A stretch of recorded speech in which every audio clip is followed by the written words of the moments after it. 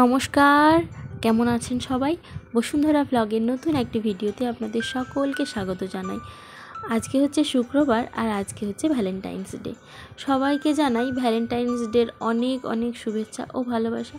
Valentine's day যেমন রয়েছে আমাদের মনের মধ্যে একটা আনন্দ, তেমনি কিন্তু রয়েছে আমাদের মনে দুঃখ এবং বিষাদ এবং অনেক কষ্ট।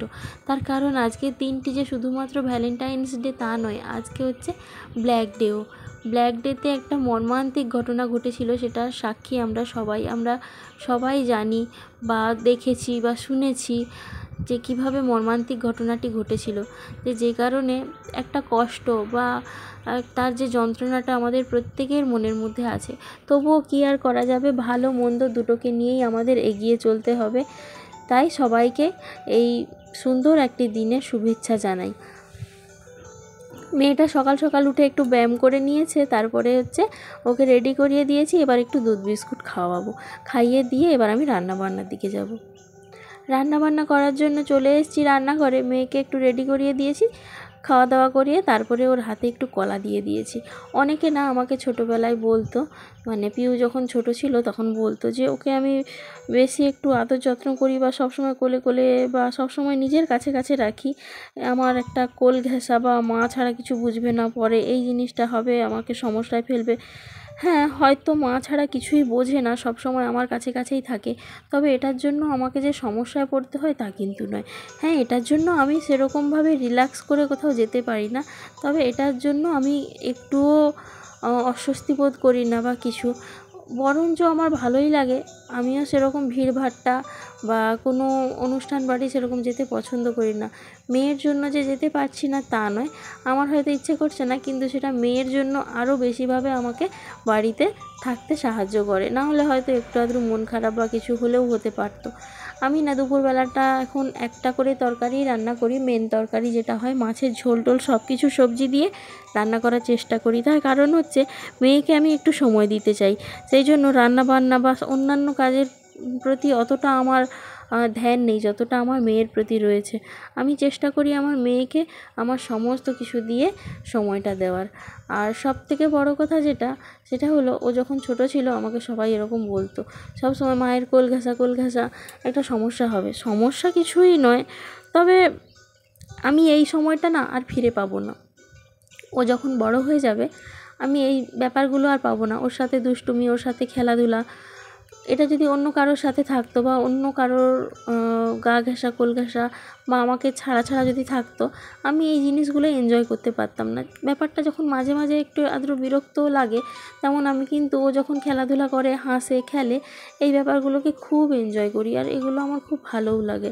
কিছুদিন পরে যখন ও বড় হয়ে যাবে তখন কিন্তু আমি এইসব জিনিসগুলো আর চাইলেও ফেরত পাবো না। আমি হয়তো তখন আবার আমার কেরিয়ারটাকে গুছিয়ে নিতে পারবো এবং আমি আবার কাজে জয়েন করতে পারবো বা আমি যেরকম চাইবো সেরকম থাকতে পারবো, কিন্তু এই সময়টাকে আমি আমার জীবনে আর কোনো দিনও হয়তো ফেরত পাবো না। সেই জন্য আমি চেষ্টা করি ওর কাছে কাছে থাকার, ওকে নিয়ে থাকার। তাতে যতই সমস্যা হোক না কেন, আমি আমার বাচ্চার দায়িত্ব কারোর হাতে ছাড়তে চাই না, বা কাউকে আমি এই দায়িত্বটা দিয়ে দিলাম, তুমি এই কাজটা করো, আমার বাচ্চার এই কাজগুলো করে দাও, আমি একটু রিল্যাক্সে আছি বা কিছু, এই জিনিসটা আমি একেবারেই করতে পছন্দ করি না বা আমি করবও না। এখন বাজে প্রায় 6:30 মতো, সন্ধে হয়ে গেছে। প্রথমে একটু জল গরম করে নিলাম, কারণ আমি মেয়েকে একেবারে ঠান্ডা জল কখনোই খাওয়াই না। সেই ছোটোবেলা থেকেই জলটা ফুটিয়ে তারপরে ওকে আমি দিই। ফিল্টারের জল হলেও তাকে আমি ফুটিয়ে তারপরে ওকে ঠান্ডা করে দিই। জল গরম করে রেখে দিয়ে এবার ভাবছি একটু চা খাবো। মেয়ের জন্য চা খাওয়ার অভ্যাসটা একেবারেই ছেড়ে দিয়েছিলাম, কারণ আমার বাপের বাড়িতে ওর মাসি যখন চা খেত না, ও প্রত্যেক দিন চা খাওয়ার জন্য বায়না করতো, আর খেত দুধ চা, যখন তখন ছন্ন ছাড়া নিয়ম একটা, দুধ চা খেত যখন তখন, সন্ধে কি সকাল কি। এবং তখন ওর কনস্টিপেশনটা এতটাই হতো যে এক প্রকার বাধ্য হয়ে না আমি রেগেই যেতাম যে এরকম চাটা ওকে না দিলেই নয় বা কিছু।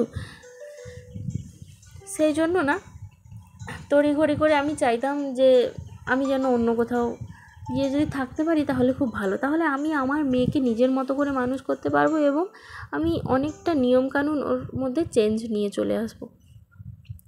তো যাই হোক, সেই জিনিসটা আমি একেবারেই বন্ধ করে দিয়েছি। এখানে আমি কোনো চা অ্যালাউ করি না, যে কারণে আমার মেয়েকেও আর চায়ের মুখ দেখতে হয় না। আজকে ভাবলাম গলাটা একটু খুসখুস করছে, সেই জন্য ভাবলাম একটু চা খাই। তাই একটু চা খাবো বলে মেয়েকে বললাম চল আজ একটু আদা চা খাই। ও বললো হ্যাঁ চলো। ওর পাপা হচ্ছে এই দুটো গোলাপ দিয়ে আমাকে চলে গেছে। গোলাপ দিয়েছে বলতে আমাদের বিবাহিত জীবনে 6 বছরের মধ্যে কোনো দিন বা বিয়ের আগে প্রেম করেছিলাম যখন 2 বছর ধরে, কখনোই আমাকে একটি গোলাপও দেয়নি। তো আজ সকাল সকাল একটু মুখ ঝামটা দিয়ে দিয়েছি যে রোজ ডেতে তো গোলাপ দাওনি, নিজের একটা বাগান রয়েছে, ছোটোখাটো গোলাপ হয়, তাতেও আমাকে গোলাপ দাওনি, ওই চুটকি গোলাপগুলোও এনে দিতে পারতে। বা যাই হোক একটু মুখ ঝামটা দিয়েছি, তো গোলাপ চলে এসছে। আর মেয়ে দেখুন কি উত্তালভাবে নাচ করছে, গান করছে।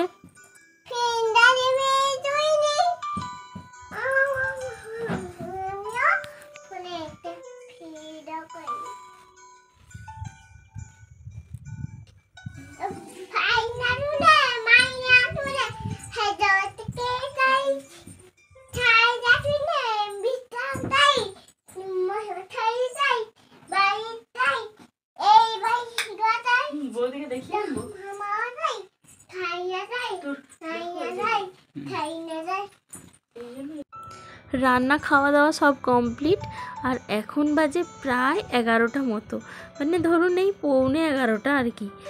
আর এখন মেয়ে কম্বলের ভিতরে ঢুকে পড়েছে, আর ওর বাবা ওকে কম্বল চাপা দিয়ে একটু মাসাজ করে দিচ্ছে, একটু হাত পা টিপে দিচ্ছে, পিঠটা টিপে দিচ্ছে, একটু পাটা টিপে দিচ্ছে।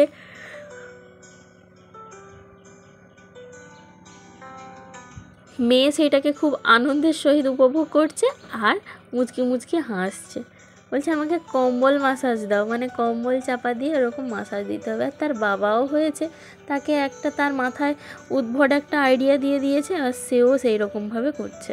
তো যাই হোক বন্ধুরা, আজকের ভিডিওটি এই পর্যন্ত। আপনাদের সাথে দেখা হবে খুব শীঘ্রই আমার পরবর্তী আর একটি ভিডিওতে। সবাই ভালো থাকবেন, সুস্থ থাকবেন, সাবধানে থাকবেন, এবং ভিডিওটি কেমন লাগলো তা অবশ্যই জানাবেন। যদি ভালো লাগে একটা কমেন্ট করবেন। দেখা হচ্ছে কাল।